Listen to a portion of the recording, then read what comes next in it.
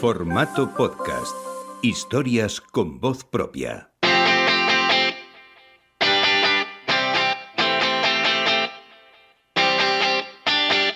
A tu ritmo. El podcast de los corredores populares con Luis Blanco y Chema Martínez Pastor.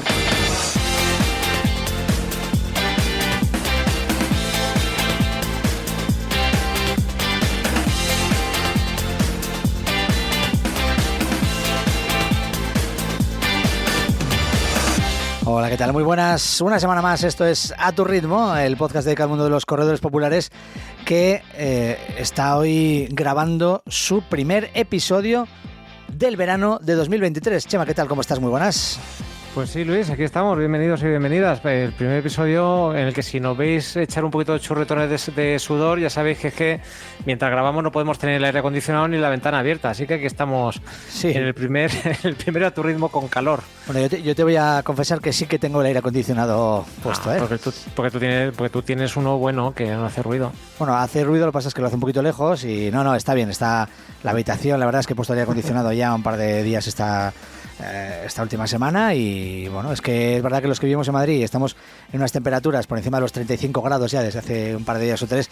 En algún momento del día tenemos que poner el aire acondicionado para que la casa esté un poquito fresquita y para que podamos sobre todo trabajar en condiciones. Bueno, por la mañana abres la ventana y se está bien, ¿no? Porque entra un poquito de airecillo fresco a primera hora, pero ya empieza a sentirse el aire como si saliese del propio infierno a partir de las 12 del mediodía y es mejor cerrar las ventanas y poner el aire. Pues sí. Eso se nota corriendo también, ¿no, Chema? Eso te iba a decir, digo que si has salido a entrenar te habrás dado cuenta que, bueno, yo he estado en el fin de semana en Asturias y tengo que decir que he corrido con 12 o 13 grados ayer por la mañana, así que fenomenal, muy fresquito.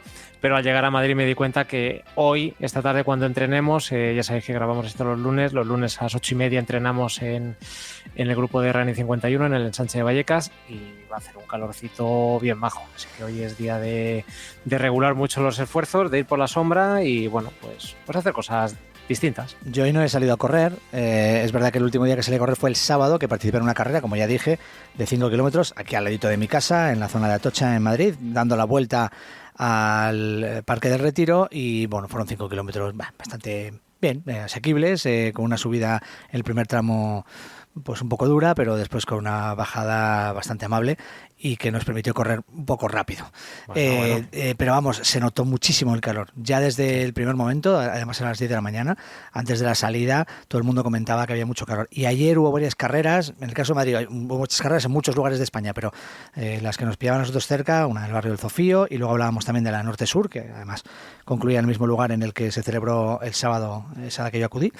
La gente también comentaba lo mismo. Yo pasé después de que acabara la carrera Norte-Sur por la zona, camino del Retiro, y me encontré con gente que me dijo que sí, que había sido dura por el calor, ¿no? Y es cierto que se nota. Ayer en Madrid llegamos a los 36 grados y a esas horas de la mañana pues estábamos cerca de los 30 grados ya, ¿no? Cuando sí, la gente estaba acabando la carrera. Con un calor pues que hay que tener en cuenta, sobre todo porque es verdad que la lluvia y la temperatura ha sido muy amable hasta ahora en Madrid y hemos notado un cambio muy brusco. Así que pues nada, simplemente tener un poquito más de cuidado. Vamos a hablar de cambios, no sé si bruscos o no, de criterio científico sobre las cuestiones que tienen que ver con el rendimiento deportivo o con lo más adecuado o menos adecuado a la hora de correr. Porque en este episodio, en un ratito va a participar con nosotros Carmen Sanz de Fisiobando.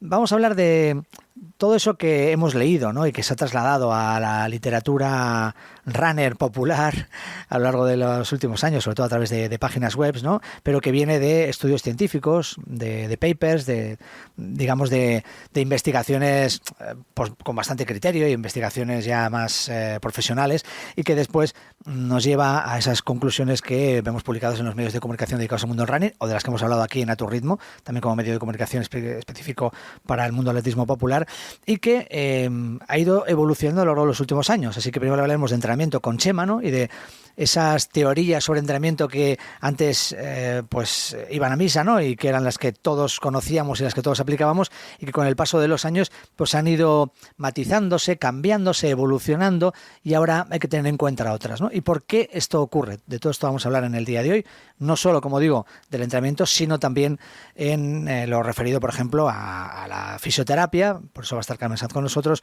o a otras disciplinas. Por cierto, antes de arrancar, nos quedan unos cuantos programas todavía para acabar la temporada. No sabemos exactamente cuándo, no hemos decidido hasta el momento, ¿verdad, Chema?, cuándo vamos a echar la persiana, pero igual echamos la persiana y la dejamos a medias todo el verano. Pero vamos, no esperéis la misma periodicidad semanal de los episodios normales de A Tu Ritmo en las próximas semanas, ¿no? En los próximos meses. Sí, así es. Si va a ir mucho en función de cargas de trabajo, evidentemente, como sabéis, A Tu Ritmo es un proyecto personal, pero nosotros nos dedicamos laboralmente a grabar muchos más podcasts para clientes, y pues va a depender de la carga de trabajo. O bien adelantaremos y dejaremos cosas hechas, bien iremos al día, o bien en algún momento dado nos tocará echar el cierre hasta la temporada 13. Será la temporada 13 de A Tu Ritmo. Y lo mismo pasa para cosas como, por ejemplo, el newsletter que enviamos todos los viernes y demás. Yo, de hecho, Luis, bueno, tú sí lo sabes, evidentemente no te voy a dar una sorpresa ahora. Yo los 2 próximos lunes sí estoy en España, después ya no. O sea que si grabamos el lunes 17, pues igual me pilla fuera. Me toca entrar en conexión remota. Podemos hacer eso, quizás entrar en una conexión remota, o nos damos de vacaciones ya, nos damos vacaciones ahí ya, o quizás no nos damos vacaciones totales, pero sí espaciamos la publicación de los episodios. Y no sé, este año es posible, todavía no podemos aseverarlo al 100%, que quizás estemos con vosotros durante los 2 meses de verano. Bueno, los 2 meses son más, ¿no? Pero durante julio y agosto, que son los 2 meses vacacionales por excelencia en España, pero quizás en menos periodicidad, o igual resulta que la semana que viene hacemos el último, quién sabe. Pues esto es, Luis, que lo vayáis escuchando y ya está. Y que efectivamente, que vayáis escuchando esto es como la ciencia. A día de hoy, con los datos de los que dispone la ciencia, no se puede asegurar si A Tu Ritmo va a continuar todo el mes de julio. Bueno, podemos asegurar que la semana que viene sí estamos. O sea, tenemos intención de estar la semana que viene, porque además tenemos ya invitados y tema. Y va a estar bastante chulo. Después, pues nada, el tiempo lo irá diciendo, así que seguid pendientes no solo de este podcast. Os pedimos una vez más, por favor, que si os gusta este podcast, lo recomendéis, pero sobre todo que interactuéis en la plataforma en la que vosotros lo escuchéis. Si lo escucháis en iVoox, pues que dejéis un comentario de un episodio, que os suscribáis si no estáis suscritos en iVoox, y que comentéis también lo que queráis pues con vuestros amigos. Oye, que iVoox está genial y lo escucho en iVoox. Bueno, pues en Spotify podéis dejar comentarios en cada uno de los episodios y podéis darle estrellitas a lo que es el podcast en total. Le dais valoración, pues 5 estrellas, 4 estrellas. 3, 2, 1, pues sobre todo 5 o 4 si os gusta. Y después en Apple Podcast también podéis escribir una valoración del podcast completo. Ya sabéis, toda la manera que tenéis de interactuar en vuestras plataformas con el podcast nos viene muy bien para que el podcast genere más interacciones a la vez y pues nos posicione mejor. Incluido, perdona, un pulgar arriba en el YouTube, si nos estáis viendo. Claro, bueno, es verdad, porque también desde hace unas semanas estamos subiendo los episodios unos días después, unas horas después, al canal de YouTube, que se llama A Tu Ritmo también, A Tu Ritmo Podcast, si buscáis así en YouTube, me parece. Y que nos sigáis también en el grupo de Telegram, que estamos ahí, cada vez somos más, y yo creo que hay debates bastante interesantes, algunos un poquito más técnicos, otros un poquito menos técnicos, pero hablamos un poco de todo, así que os invitamos a que os suméis a Tu Ritmo Chat en Telegram. Vamos a arrancar, vamos a hablar de entrenamiento, vamos a hablar de fisioterapia, de ciencia y de la evolución de todas esas doctrinas sobre el correr. Esto es A Tu Ritmo, con Luis Blanco y Chema Martínez Pastor. Bueno, pues Chema es quien arranca. A ver, ¿qué nos tienes que comentar de las cosas que han ido evolucionando? Ojo, y no estamos hablando de cómo era esto en los años 50, 60 y cómo es ahora, ¿no? O sea, no estamos hablando de lo que pasara hace 70, 80 años. En cuestión de 2 décadas, ¿no? Incluso vemos que ha habido mucha evolución sobre los estudios relacionados con correr y con el entrenamiento y que incluso ha ido cambiando la forma en la que nosotros nos relacionamos con todo ello, ¿no, Chema? Sí, pues cuando nos aproximamos a una ciencia como es el deporte, la actividad física y cómo afecta al cuerpo, pues intervienen estudios, intervienen metodologías, intervienen formas de aproximarnos a descubrir o a poner nombre o cifras a aquello que nosotros experimentamos, ¿no? Pues cuando corremos nos hacemos preguntas pues ¿cuál será el mejor método de entrenamiento? Pues ¿qué debo comer antes de una carrera? ¿Es bueno dormir o no antes de salir a entrenar? ¿A qué temperatura debería correr para tener un mejor rendimiento? Bueno, pues hay de toda la serie de factores que influyen en nuestro estado de forma, salud y bienestar, pues nos gusta aprender. Y la ciencia, pues evidentemente es una ayuda, ¿no? Entonces, yo creo que la primera advertencia, y luego con Carmen entraremos más en detalle en un área muy específica dentro de la fisioterapia, pero mi primer aviso es que cuando veamos una noticia que empiece por un estudio científico determina que pongamos en tela de juicio incluso eso, porque un estudio científico puede ser realizado de muchas maneras distintas y todos ellos están validados y todos ellos están de alguna manera aprobados por la comunidad científica, pero hay estudios científicos que se han podido hacer utilizando una muestra de 30 corredores de élite y las conclusiones que saca quizá no sean aplicables a nosotros. Por ejemplo, ¿vale? O que hay algunos estudios científicos que están realizados haciendo revisión de bibliografía, que es yéndose a ver qué estudios han tocado el tema que están tratando, tabulan todos los resultados de todos, los ponen juntos y a lo mejor no han hecho una experimentación propiamente de laboratorio, pero sacan datos de otros estudios. Bueno, hay muchas formas de hacer ciencia y eso quiere decir que estamos continuamente evolucionando y continuamente aprendiendo. Entonces, pues la ciencia no nos va a dar nunca, probablemente, una respuesta fehaciente e inmutable a todo. Por ejemplo, voy a poner dos ejemplos muy tontos. Si yo te pregunto si la mantequilla es buena o es mala, ¿qué me dirías? Depende. Deberíamos saberlo si es buena o mala, ¿no? La ciencia no tiene las respuestas para todo. Pues sí, depende. Pues hay estudios que dicen que es mejor que la margarina porque los compuestos que tiene químicos son más naturales y no degradan, no me sé el fondo, bueno, no tengo ni idea de cómo funciona esto, ¿no? Pero hay estudios que dicen que es mejor que la margarina, por ejemplo, que las grasas son más saludables y otros que es muy mala y que no deberíamos tomarla. Depende para qué, depende qué haya mirado el equipo científico que haya estudiado eso, ¿no? O por ejemplo, si yo te digo, ¿qué contamina más? ¿El diésel o la gasolina sin plomo? Claro, depende también. Pues de también depende. Algunos compuestos los tiene más altos una y otros compuestos los tiene más altos otra y ambos son contaminantes. Luego no hay una respuesta única, ¿no? Y en el caso del running, pues yo tengo varios ejemplos que si quieres los vamos comentando. Vale. De momento en el caso del entrenamiento, sí, venga. Eso es, aplicados al entrenamiento. Y el primero de todos, que creo que es el que más tiempo nos puede llevar y no sé qué piensas tú de ello, es acerca de los métodos de entrenamiento, los métodos de distribución de cargas en un plan de entrenamiento. Y aquí pongo una experiencia personal. Yo como entrenador, y a través del newsletter Correr para Siempre lo estáis viendo, soy un firme defensor de las planificaciones o las metodologías de entrenamiento que dicen que mejoras mucho más corriendo gran parte de tus entrenamientos a ritmos o intensidades más bajas. ¿Vale?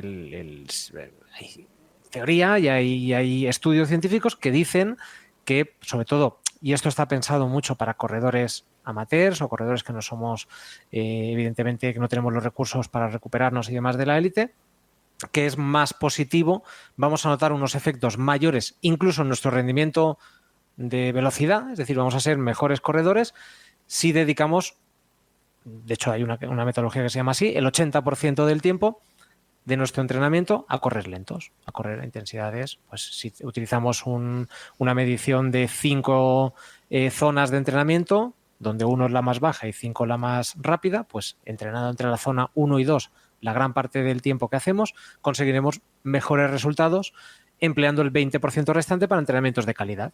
¿Vale?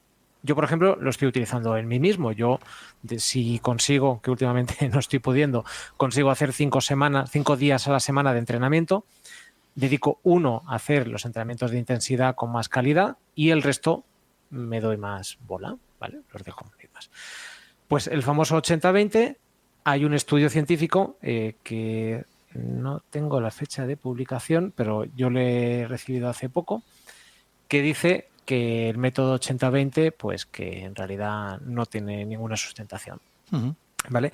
Y en concreto fue un investigador que se llama Luca Festa, de la universidad, tiene un nombre muy divertido, de la Universidad de Verona, que con su equipo de colaboradores hicieron pues un experimento. Dividieron a sujetos, a corredores recreativos, ¿vale? No profesionales, y los dividieron en 2 grupos. Durante 8 semanas a un grupo le hicieron entrenamientos polarizados, es decir, con un 80% de entrenamiento a bajas intensidades y un 20% más intenso, y al otro grupo lo dividieron en lo que se llama, aquí en el estudio, en la traducción es entrenamiento de resistencia, es decir, entrenamiento más de umbral.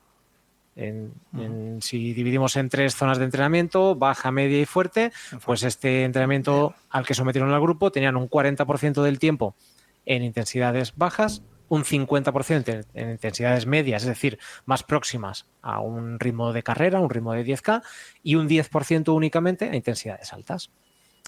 Pues, ¿qué grupo crees que consiguió ponerse más en forma durante 8 semanas entrenando así? El segundo, ¿no? Pues depende. Es que depende a qué mires, ¿no? En estos casos, claro, cuando tú dices, ¿qué grupo consiguió mejores resultados entrenando? Bueno, pues, ¿cómo mido el resultado? Es decir, en qué variable me fijo para saber si uno la mejoró más que el otro? Claro. Por ejemplo, los que entrenaron polarizado, los que entrenaron 80-20, disminuyeron su grasa corporal en un 12,7%. Los que hicieron un entrenamiento más de umbral, más enfocado en la resistencia, disminuyeron un 8,6%. Es decir, en quema de grasas, y esto es algo que podíamos más o menos intuir, funciona mejor el entrenamiento polarizado. ¿Vale? Antes de continuar, diré que la medida que hacían para asegurar que estaban entrenando igual, que estaban sometidos a un mismo... Entiendo, y que venían de la misma forma también, ¿no? Bueno, eso no lo dice el estudio. Pero imagino que el reparto se haría de manera que asegurase ese reparto. Pero es que fíjate lo difícil que es encontrar a 8 sujetos, claro, que todos vengan con el mismo nivel de forma, ¿no? Es que esa es otra. Claro. Sí, es que incluso hay veces que... Bueno, de hecho, un día haremos un programa con unos amigos nuestros que, siendo gemelos, son muy distintos entrenando. Absolutamente distintos. O sea, incluso 2 personas iguales, las variables son muy diferentes. Pues... hemos de suponer que sí, que venían todos del mismo estado de forma más o menos y del mismo nivel de preparación, pues a los que sometieron al entrenamiento polarizado obtuvieron un resultado de un tipo y a los de la resistencia de otro, ¿no?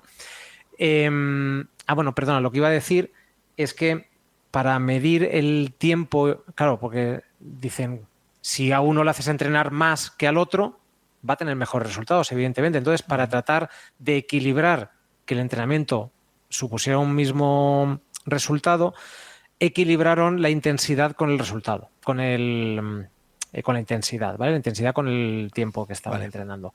Entonces, resultaba que los que estaban haciendo el entrenamiento polarizado estaban más tiempo entrenando, claro, para conseguir unos resultados porque estaban a menos intensidad. Exacto, para conseguir unos resultados equivalentes. Entonces, al estar más tiempo entrenando, por ejemplo, lo de las grasas, pues... Claro, sí. Pero, por ejemplo, el VO2 máximo, que este sí que tradicionalmente es un indicador del rendimiento bastante aceptado por los corredores, pues en el caso de los que entrenaron polarizado, lo aumentaron en un 1,2%, mientras que los que entrenaron más en el umbral, 0,9% de aumento. Curioso. Es decir, mejoraron más su VO2 máximo los que entrenaron más tiempo en bajas intensidades. Los de 80-20. ¿Vale? Esta es un poco la teoría que en lo que yo me basaba, ¿no? Para como método de entrenamiento y también porque me apetece, me gusta a mí entrenar así. Pero eso es muy importante. Sí. Pero hay más indicadores. Por ejemplo, la velocidad desarrollada mientras estaban en ese V2 máximo, es decir, en su máximo, en su 100%, ¿a qué ritmo iban? Pues antes de empezar a entrenar versus después de las 8 semanas, los que hicieron el polarizado lo mejoraron en un 3,2%, mientras que los que hicieron solo umbral, 4%. Claro. Es decir, en este caso, los que hicieron solo umbral eran más rápidos en su VO2 max. Los que fueron más intensos, digamos, ¿no? O estuvieron entrando de forma intensa más tiempo. Eso es. Hicieron menos intensidades bajas. Eso ya nos dice que, vale, tienes más VO2 max, tu valor numérico de tu cantidad de oxígeno utilizada es mayor si entrenas a ritmos más bajos, pero eres más rápido a ese volumen si has entrenado más calidad. Y vamos a ir llamando a Carmen, pero y luego iremos intercalando también los otros 3 temas que quieres tocar de entrenamiento, pero se acerca la hora en la que te habíamos quedado en llamar Eso a es. Carmen. Pero para que todos los que nos escuchan entiendan, ¿no? Para incluso la gente que no está tan versada en cuestiones muy técnicas de entrenamiento, pues sepa de qué estamos hablando. Es como cuando hablamos, ¿no?, entre corredores populares, que es algo que se ha extendido, ¿no?, y que yo creo que es algo que todos hemos escuchado en alguna ocasión. Hablamos de pues eso, que el entrenamiento quema grasas es aquel que pues que te tiene corriendo durante mucho tiempo a bajas intensidades. Por ejemplo, se habla del entrenamiento quema grasa, y resulta que en los últimos tiempos cada vez hay más defensores dentro del mundo del entrenamiento, dentro del mundo de la fisiología, del entrenamiento de fuerza para quemar grasas, ¿no? Por ejemplo, es decir, si quieres adelgazar, pues tienes que correr lento y mucho tiempo.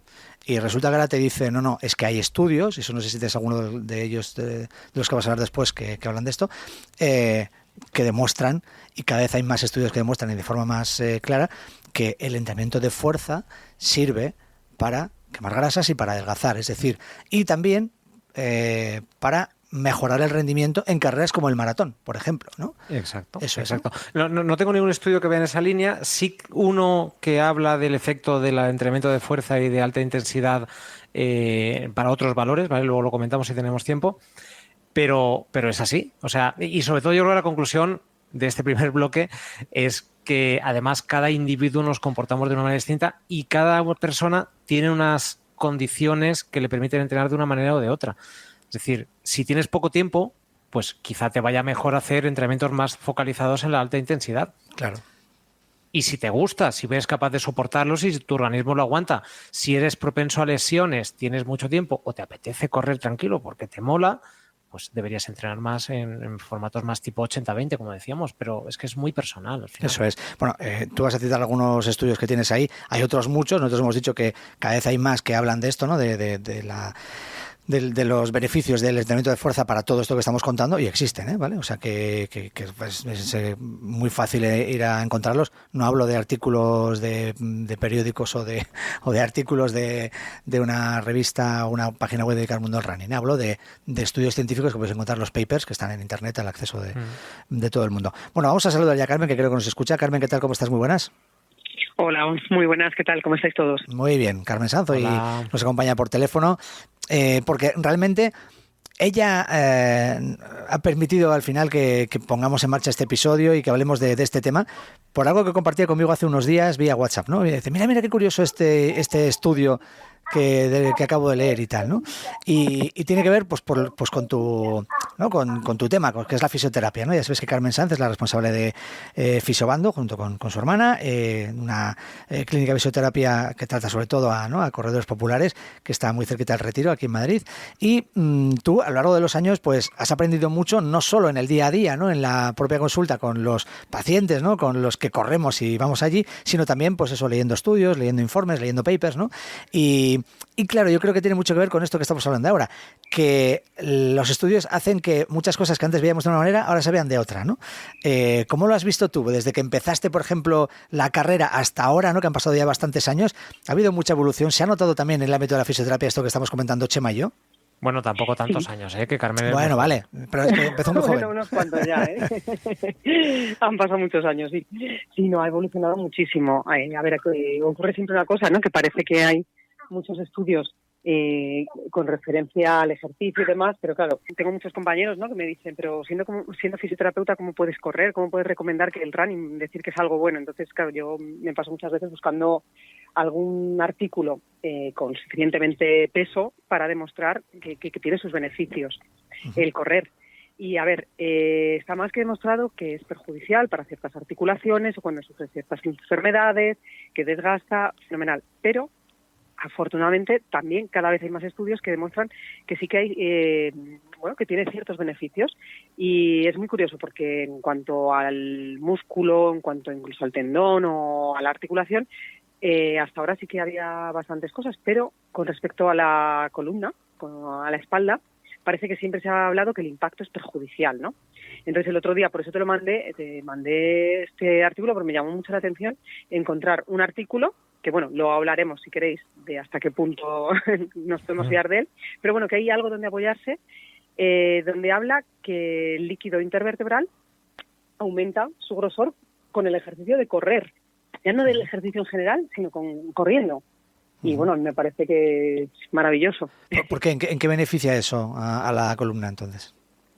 A ver, si los discos están bien hidratados, su altura es mayor y protegen mejor las vértebras, ¿no? Los discos intervertebrales son como unas almohadillas que están entre cada una de las vértebras, ¿vale? Entonces son los que nos ayudan pues a amortiguar el impacto, los golpes, los giros, ¿vale? Entonces siempre se ha visto que ciertos ejercicios de rotación, sobre todo de torsión, provocan daño en los discos. Y se ha hablado siempre que el correr o demás, cuando tienes alguna lesión de columna, una hernia, que yo creo que tenemos casi todos, pero bueno, una hernia o una estenosis o lo que sea, siempre, bueno, prohibido correr, ¿no? Es como categórico. Sí. Y gracias a esto yo creo que ya por lo menos no va a ser categórico. O sea, bajo mi punto de vista es peor, y cada vez está más demostrado, no hacer nada de ejercicio bueno, pues correr. No es el deporte ideal si tienes unas hernias. Ojo, que no estoy diciendo que quien tenga hernias que corra porque así se van a rehidratar. No. Pero mejor que no hacer nada, pues es una carrera continua o un paseo a paso ligero.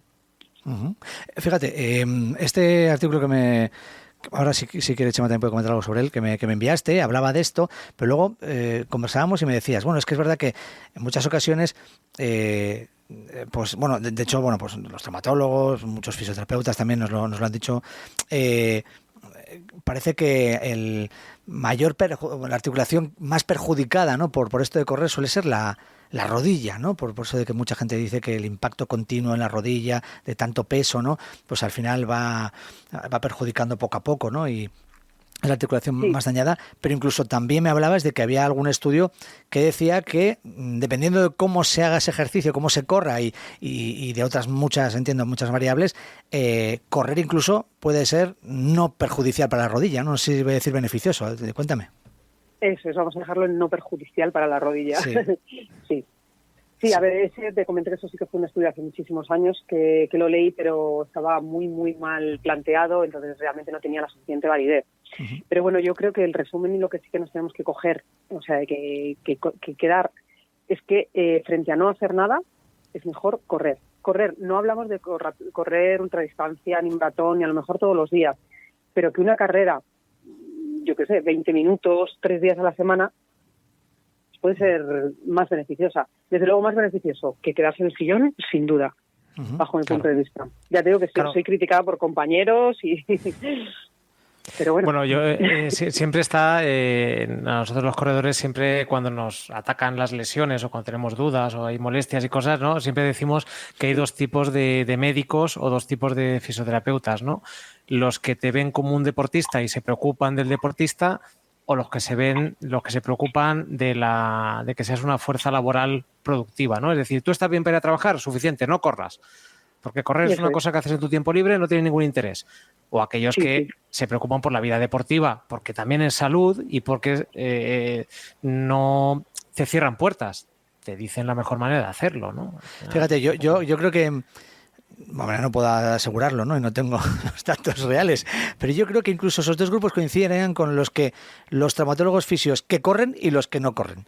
¿Entendéis, no? O sea, los que corren y practican deporte son más de la primera partida, ¿no? Chema, que decías tú, y los otros sí, porque o sea, yo creo que al final, Carmen, y esto tú y yo lo hemos hablado 1000 veces, pues eso, evidentemente el impacto de correr está ahí, pero una de las cosas que debemos hacer es minimizarlo también, y se minimiza pues aplicando técnica de carrera, aplicando, no sé, ejercicios de fuerza, aplicando unas intensidades que puedas mantener. Claro, es que es eso, ¿no? O sea, Carmen, al final tú puedes leer muchos estudios, pero cada persona, siempre hemos dicho, es un mundo, y después, si tú estás practicando este deporte de manera inadecuada, y estás entrenando exclusivamente corriendo pues todo el día sin seguir un plan de entrenamiento, sin seguir un plan de entrenamiento de fuerza, sí que vas a perjudicar más las articulaciones, ¿no? O sea, ahí entra también esa variable en juego. Eso es, sí, eso es lo que es. Y luego hay una cosa importante, el correr o no hacer nada. Para mí lo más perjudicial es no hacer nada, y lo más perjudicial es estar 8 horas, por ejemplo, sentado diariamente. ¿vale? No he oído a ningún traumatólogo ni ningún médico que diga, mira, es que lo que tienes que hacer es dejar de trabajar. Evidentemente no podemos dejar de trabajar, pero es que más importante que el trabajo es la salud. Y para cuidar la salud es necesario hacer ejercicio, ¿vale? Entonces, si tú tienes una lumbalgia, tienes un problema lumbar, nadie te va a decir, no, mira, es que lo que no tienes que hacer es estar 8 horas sentado delante de un ordenador, porque eso es realmente lo que te está perjudicando. No, que es más fácil. Deja de correr, porque claro, el impacto de la carrera te está dañando. Ojo, cuidado, que a lo mejor correr es lo único que está ayudando a esa persona a mantenerse y tener una salud. Si no tenemos salud, no trabajamos. Fíjate, yo ahora, evidentemente mi caso no es representativo de nada y nadie ha hecho un estudio sobre mí, ¿vale? Ningún científico, pero bueno, y no es el único que afirma lo que voy a afirmar yo ahora, ¿no? Yo recuerdo que antes de practicar deporte tenía bastantes problemas de espalda, tenía muchos dolores de espalda. Es verdad que bueno, yo estuve muchísimos años pues sin practicar ningún tipo de deporte, una vida totalmente sedentaria, cogí muchísimo peso y eso me provocó dolores de espalda tremendos. Empezar a correr me ayudó, por un lado, porque quité mucho peso de mi cuerpo y cuanto menos peso, pues menos sufre el cuerpo. Y después empecé a correr y los dolores de espalda, pues desaparecieron o se atenuaron muchísimo, ¿no? Es verdad que ahora, en la época en la que tienes que coger en brazos a un bebé o una niña pequeña durante muchos días a la semana, o durante mucho tiempo al cabo de la semana, pues también aparecen otra vez los dolores, las molestias y demás, ¿no?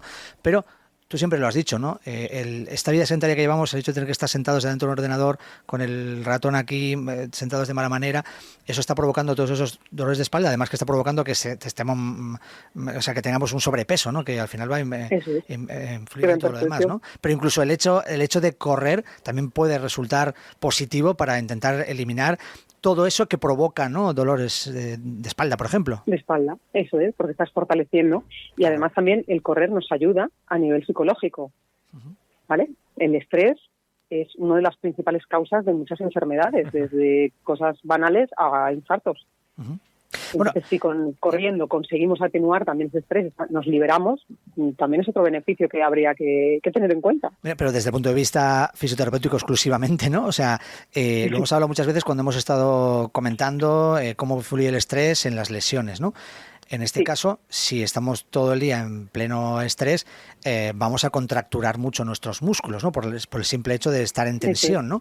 Y si salimos a correr y liberamos ese estrés, vamos a liberar la tensión y eso va a provocar también que no tengamos tantos dolores, ¿no? O sea, es otro de los aspectos positivos. Es otro beneficio. Justo. Sí. Sí, Chema. No, estaba pensando, Luis, si no podemos entrar, por ejemplo, en el caso del estudio que nos enviaba Carmen, que hace referencia a la columna vertebral. Sí. No sé si se podría aplicar también a ver, lo diré, a una hernia, ¿no? Pero en caso de que alguien tenga problemas de espalda y esté ya corriendo y de repente se haya encontrado con una situación que un médico le dijo, oye, pues no, deja de correr radicalmente y lleve de repente 3 meses sin practicar deporte y se siga notando mal. ¿Qué consejo le podríamos dar, Carmen, para que reincorporase la actividad atlética, que pudiera volver a correr? Para volver a correr. Mira, yo todas las personas que tienen lesión lumbar, lo que les recomiendo es que fortalezcan de una manera u otra. ¿Cómo es fortalecer? Haciendo ejercicios específicos, ¿vale? Del área que tengan dañada, ¿no? Si es la zona lumbar o la zona cervical. Una vez que pongan fuerte esa zona, por ejemplo, yo recomiendo mucho la escalada, pero bueno, que puede hacerse con ejercicios en gimnasio, piscina, pilates, o sea, más dirigidos, lo que sea. Fortalecer y una vez que esa musculatura esté más fuerte, comenzar otra vez con la carrera. Pero lo más importante es fortalecer, movilizar la zona, tener las articulaciones libres, ¿vale? Es importantísimo de cara a cualquier cosa tener buena movilidad. Muchas veces problemas de cadera, de falta de movilidad de cadera, pueden acarrear problemas de lumbares. Entonces, lo último que hay que hacer cuando tienes una lesión lumbar es parar de hacer ejercicio y parar de moverte y que dedicarte del sillón al trabajo. Ahí es cuando sigue tu espalda, no va a ir a peor, va a ir a muchísimo peor y al final terminarán en cirugía o lo que sea, claro, para conseguir quitar el dolor. Entonces hay que ir, además es más fácil, ¿no? Empezar con un entrenamiento, con unos ejercicios y demás. Lo único que, claro, a veces esperamos resultados en 1 mes, 2 meses, 3 meses, no. Esto es una carrera de fondo, o sea, hay que trabajar toda esa musculatura durante largo tiempo. ¿Vale? 1 año, incluso 2 años. Carmen, uno de los temas que más controversia o que más debate ha generado, ¿no?, en el mundo del running popular en los últimos tiempos y que tiene que ver también con el área que tú dominas, es lo del estiramiento, ¿no? Al final hemos encontrado tantos estudios que dicen que estirar antes es mejor, como los que dicen que es mejor estirar después. No, ahí precisamente está uno de los ejemplos más claros de lo que hemos enunciado al comienzo de este episodio, ¿no? Depende de muchas cosas, ¿no? Aquí siempre hay un gran depende, ¿no? Incluso cuando hay un estudio muy concienzudo, muy bien hecho, con una... ¿cómo se dice? Una muestra, ¿no? De gente, una buena muestra bien hecha, ¿no? Y hay otro exactamente igual de bien hecho, pero que dice lo contrario o que matiza lo anterior, ¿no? O sea, que en este caso tú siempre nos has dicho, ¿no?, que tú te decantas por uno de ellos, pero también entiendes que hay estudios bien hechos que dicen lo otro, ¿no? Sí, es que es muy complicado, porque además, mira, por ejemplo, en el estudio te está comparando gente que corre frente a gente que no hace ejercicio. Claro. Entonces, y luego es una muestra muy pequeña, entonces, bueno, hay que coger todos estos estudios con pinzas. O sea, yo creo que creo que lo hablé contigo, que salvo cosas muy concretas como fumar es malo, ¿no? Que ahí yo creo que no hay ni un solo estudio donde diga que no, 4 pitillos, porque lo ha habido, 4 pitillos te pueden ayudar, no, o sea, ya es categórico, no, fumar es perjudicial para la salud. El resto de estudios, hay tantas variables que es muy fácil falsear los resultados o llevarlos hacia el terreno que quieres llevarlo. Y de hecho hay muchísimas empresas que lo que buscan son estudios con validez científica y todo lo que quieras, pero que lleven a convencernos que lo importante es lo que ellos quieren. Claro. Entonces, bueno, pues yo veo cosas de estas que me gustan y me las llevo a mi terreno. Me cojo estos estudios, me los guardo para que cuando algún paciente, no, pues el médico me ha dicho que no corra, o el médico, mi jefe me ha dicho, quien sea, ¿no?, presentarle este estudio y decir, bueno, pues hay una pequeña base científica, ¿no?, ¿qué dice esto? Apoyarnos en algo. Sí. Pero Carmen, sí, te quería preguntar, en el caso del estiramiento, tú, Sí. no sé, tu forma de pensar sobre ello ha evolucionado en los últimos años, Sí. Y no sé si es por los estudios que has ido leyendo o ha sido por tu propia experiencia o la experiencia de tus pacientes. Bueno, un poco mezcla, ¿no? Es un poco la evidencia clínica que nadie tiene en cuenta, yo sí la tengo, y por otro la evidencia científica. Ha habido una evolución, yo llevo ya 20 años de profesión, entonces ha habido una evolución tremenda, ¿no? Antes el estiramiento parecía que era el dios y ahora se está viendo, que lo hemos comentado en otros programas, que no es el estiramiento sino el intentar liberar la articulación y dar movilidad a la zona, y eso va a hacer que el propio músculo se elongue y se estire, y luego siempre con precauciones y con cuidado. Dale, Chema. No, yo iba a comentar, con lo anterior que estábamos diciendo, que es lo mismo, como bien decís, cuando una industria de cierto alimento, de cierto sector, hace estudios para demostrar que lo suyo es bueno o malo. Sí. Generalmente, cuando esos estudios o el que lo promueve va a tener un beneficio económico porque va a vender ese producto, los productores de huevo, la carne de cerdo, yo qué sé, 1000 ejemplos se nos pueden ocurrir. Sí. Te hace desconfiar. Pero cuando una fisioterapeuta como tú está recomendando que el deporte va a hacer que la gente pase menos por la consulta de la fisioterapia, no lo haces para tener más clientes. Yo creo, a mí no. me da un poquito más de fiabilidad. Creo que me estás vendiendo menos la moto. Sí, evidentemente. O sea, yo lo que promuevo, y yo creo que casi todos los sanitarios cada vez más promovemos, es el movimiento. O sea, para que el cuerpo humano... vamos a hablar que somos animales, ¿no? Estamos creados para movernos y cada vez la vida diaria nos está llevando a la sociedad a ser sedentaria puramente, ¿no? Por el tipo de trabajos, cada vez más con ordenadores, bueno, la mayoría de la gente trabaja sentada en una media de 8 a 10 horas. Y además hay cada vez más teletrabajo. A comer, es justo. O sea, cada vez hay menos movimiento. O sea, yo alucino con gente de 20 y 30 años que cuando les preguntas qué deportes hace, dicen, no, camino al trabajo. Y claro, yo les miro y les digo, eso no es hacer nada para ti. Digo, eso valdría para tu bisabuela. Ya no les digo ni para sus abuelas, ¿sabes? O sea, de verdad que tenemos que concienciarnos que o cuidamos el cuerpo o va mal. Claro. El tema va mal. Nosotros tenemos cada vez gente más joven con problemas de espalda y que no hacen ejercicio. Y está más que hiper mega demostrado que el ejercicio es necesario para tener salud. Pues nos vamos a seguir moviendo. Carmen, te vamos desde luego. a dejar libre ya para que atiendas a la familia a estas horas en las que estamos grabando, que tienes bastante lío familiar. Así que muchísimas gracias por participar una vez más en A Tu Ritmo y gracias a vosotros, un placer. Que tengas unas felices vacaciones, que ya nos escucharemos hasta después. ¿Vale? Sí. Venga, chao. Felices vacaciones también a vosotros. Adiós, un beso, adiós, chao, adiós. hasta luego. Bueno, Chema, antes habíamos dejado, fíjate, una de las cosas que no hemos tenido tiempo, que hemos comentado en alguna ocasión con Carmen, bueno, no sé si ha sido ya en antena o no, supongo que sí, porque hemos hablado tantas veces con ella, es cómo incluso cuando tienes una lesión, evidentemente ya no te dice empieza a correr mañana, ya te trata la lesión y ella te dice, pues bueno, yo creo que deberías empezar a correr, ve cómo va, ¿no? Mejorando la situación, pero ella casi desde el primer momento en que puedes caminar, ella te prescribe caminar. Siempre teniendo, no sé si tienes una rotura muy fuerte como yo tuve en el gemelo, pues con las muletas, sí, ¿no? Yo tuve con muletas un tiempo. Y decía, por dos cosas, intenta no apoyar el pie, pero hacer el gesto del pie, para que el pie pues no se quede ahí, no atrofiado, ¿no? Pero no olvide que tiene que seguir caminando. Y segundo, porque de esa manera estás generando circulación sanguínea. Y todos sabemos, y esto está demostradísimo también, y Carmen nos lo dice siempre, que al final el hecho de generar esa circulación sanguínea ayuda a recuperar la lesión lo antes posible, ¿no? Es decir, cuanto más sangre está fluyendo por esa zona muscular dañada, más rápido va a cicatrizar y más rápido vas a salir de la lesión, ¿no? Entonces, y bueno, luego hay un componente, Luis, también que es bastante, para mí es casi mágico, ¿no? Es el hecho de cómo la relación que tiene el cerebro con ciertas partes de nuestro cuerpo y su forma de utilizarlas, ¿no? Yo tengo un ejemplo hace poco que no es de correr, pero eso sí es una persona corredora, que es una persona muy cercana a mí que se rompió la muñeca en las navidades pasadas. Y de hecho, antes de que la inmovilizaron, y cuando, sin llegarla a operar todavía, se dieron cuenta que la soldadura era limpia, que no hacía falta operarla, inició el proceso de rehabilitación. Antes de que le asignaran la rehabilitación por la vía habitual, por la clínica, empezó el tratamiento precisamente además con Carmen.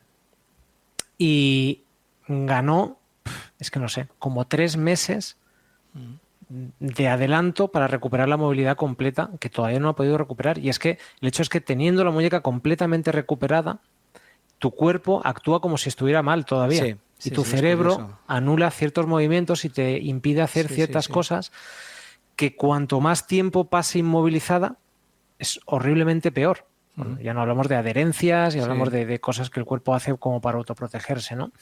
Y es que es lo que hemos dicho. El cuerpo está hecho para moverse. Cuanto más tiempo te pasas sin moverlo, más te cuesta luego ponerlo en marcha, más te cuesta arrancar los motores. Sí, y además tienen afectación neurológica, como tú estás diciendo, ¿no? Claro, claro. Yo, por ejemplo, Rafa, un amigo nuestro Rafa Calama, que entrena con nosotros, le operaron de menisco y 2 años después de haber vuelto a correr, es verdad que luego ha tenido otros problemas de lesiones y ha ido entrando y saliendo del entrenamiento, todavía me decía que la pierna de la operación la seguía teniendo más débil.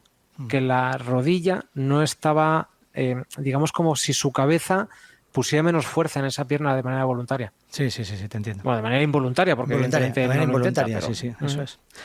Bueno, vamos a retomar lo que habías comentado al principio, ¿no? Bueno, esas, no sé si vas a citar varios estudios más, pero hablábamos de entrenamiento y de cómo se han ido modificando las visiones científicas y de los estudiosos sobre algunos de los sistemas relacionados con el entrenamiento. Sí, ¿no? Eso es. O sea, por un lado cerramos el episodio que hemos tocado al principio del entrenamiento polarizado o del entrenar en bajas intensidades, citando un par de datos más de ese estudio. Decíamos, recordando que el que había entrenado más tiempo a baja intensidad durante su plan de entrenamiento había quemado más grasa corporal, había desarrollado más el VO2 máximo, tenía más capacidad de gestionar oxígeno en su cuerpo, pero era menos rápido a ese VO2 max. Los que habían entrenado con más intensidad tenían más velocidad en el VO2 máximo.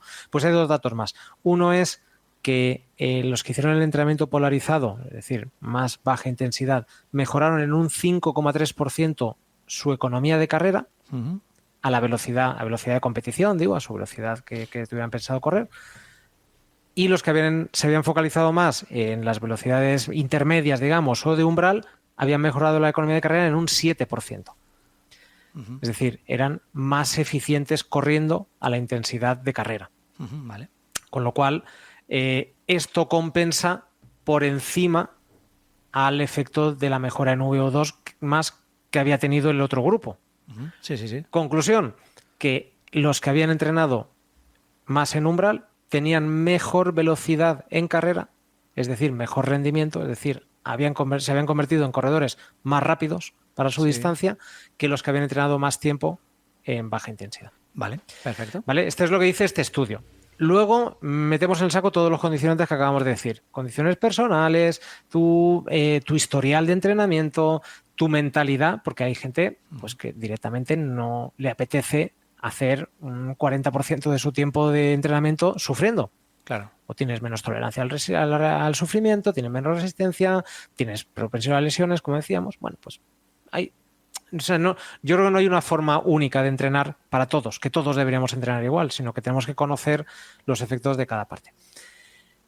Una vuelta de tuerca a esto, y esto simplemente lo menciono para que un día lo tratemos con detalle con Pablo Villalobos, ¿vale? Con un entrenador / atleta de élite. Y es el hecho de que hay una nueva teoría de entrenamiento que en los círculos más frikis, ¿vale? Que está calando ya un poco hacia abajo, hacia el corredor popular desde la élite. Y es el hecho de los entrenamientos famosos con el famoso, entre comillas, método noruego. Sí. ¿Vale? Que no sé si sabes más o menos de qué va. Entiendo que, bueno, el otro día lo estuvimos hablando un poco. Esto viene pues, de la escuela de todos los nuevos fondistas, sobre todo, pero también gente como Kasper Walholm y demás de la escuela noruega, cuyos entrenadores están ahora como en la cúspide del mundo del entrenamiento y todo el mundo los quiere imitar porque dicen que consiguen los mejores resultados. Pues es un entrenamiento que, resumiendo mucho, se basa, evidentemente, en que contamos con mejores datos y mucha más información que hace 10, 20 años, incluso que 5 años, ¿no? Y es en medir mucho a través del lactato en qué punto de intensidad se encuentra el atleta para conseguir ese sweet spot, ese lugar dulce de entrenamiento y acumular muchos minutos de entrenamiento en ese lugar, ¿vale? Es un entrenamiento muy cercano al umbral, al segundo umbral ventilatorio, y ahí esto lo que hacen es prácticamente por eso corren en cinta casi siempre, que es corren en cinta, se miden el lactato cada poco tiempo, confirman que están entrenando en ese punto justo de intensidad y lo intentan maximizar. Y esto les permite acumular 2 sesiones al día, además, en muchos de los días de entrenamiento. ¿Vale? Resumiéndolo mucho. Y esto, claro, ahora la evidencia científica soporta estas teorías, pero claro, ¿para qué la soporta? Pues para que se puede permitir tener cintas de última generación, medidores de lactato a porrillo. Bueno, eso es. Vale. Entonces, esto en cuanto a teorías de entrenamiento. Luego, profundizando un poco más en algo que hemos tocado ya con Carmen, está en los efectos del ejercicio sobre el envejecimiento, ¿no? Sobre nuestra calidad de vida cuando seamos viejitos. Y esto, yo no sé si es que tenemos más conocimiento o que cada vez se hacen más estudios en este sentido que antes no se hacían, ¿no? Cada vez hay mucha más evidencia de los factores positivos del entrenamiento para mejorar nuestra calidad de vida cuando envejezcamos, ¿no? Por ejemplo, dicen los estudios ahora que el ejercicio aeróbico puede revertir el efecto del envejecimiento, ¿vale? Que incluso actúa sobre las células madre musculares que hacen que los tejidos se regeneren más rápido y eso aportará más calidad de vida y más bienestar en nuestro día a día, ¿vale? No solo cuando estemos haciendo deporte. Es decir, que las células viejas se comportan todavía de forma bastante positiva, ¿no? Dentro de nuestro organismo. Entonces, también hay mucho debate, y esto está cambiando el enfoque científico, acerca de si cuando vamos cumpliendo años es más recomendable hacer ejercicio aeróbico, caminar, correr suave, nadar, bicicleta, etcétera, etcétera. Pero parece ser que ahora lo que está de moda, lo que está pegando fuerte es los ejercicios de fuerza a alta intensidad. Hay estudios que están diciendo que es mucho más recomendable hacer ejercicios de alta intensidad y de fuerza muscular más que los aeróbicos. Por ejemplo, se dice, ¿vale?, que lo típico es 150 minutos de actividad física a la semana para mantener un estado más o menos razonable de bienestar, pero también puede ser sustituido por 75 minutos semanales de ejercicio intenso, de ejercicio de fuerza. Sí. Por ejemplo, los estudios dicen que reduce la sarcopenia, ¿vale? Es decir, la reducción de masa musculoesquelética, sí, sobre todo esquelética, ¿no?, que se produce con la edad, se compensa mucho si empezamos a hacer ejercicios de fuerza a partir de los 50 años. Sí. Evidentemente, si lo hemos hecho antes, mejor, pero a partir de los 50 empieza a ser recomendable. Y luego cosas muy curiosas, Luis, como por ejemplo, que influye en el cuidado ante la diabetes de tipo 2. Uh-huh. Se encontró en concreto un estudio, a ver si encuentro quién lo hizo, porque tampoco quiero aquí. Todo esto lo estoy sacando, es de una noticia de la web. Uh-huh. ¿La web? Vale, pero sí, es que no estoy encontrando la web. No quiero. A ver, no quiero. Bueno, lo vamos a poner. Perdóname, porque esto de las cosas del directo. En las notas del podcast. Estaba, vale, no, estaba en la web Outside Online, ¿vale? Luego, si encuentro el enlace, es que no encuentro el enlace concreto del estudio, es que tengo solo la traducción, pero luego lo ponemos en las notas del estudio, ¿vale? No quiero citar, decir las cosas sin citar el estudio. Pero este estudio venía a decir que el entrenamiento de fuerza puede ayudar, como decía, a combatir cosas como la diabetes. Existe un estudio que decía que después de 3 meses de entrenamiento de fuerza, ¿vale? Siempre supervisados por médicos, el 34% de adultos prediabéticos que tenían sobrepeso u obesidad habían logrado tolerar la glucosa. Han logrado prevenir que su cuerpo desarrollase diabetes de tipo 2, ¿vale? Y en el caso de los hombres que realizaban al menos 150 minutos a la semana de fuerza, tenían un 34% menos de riesgo de desarrollar diabetes en los siguientes 18 años. Uh-huh. Con lo cual, pues mira, la evidencia científica empieza a respaldar este tipo de cosas.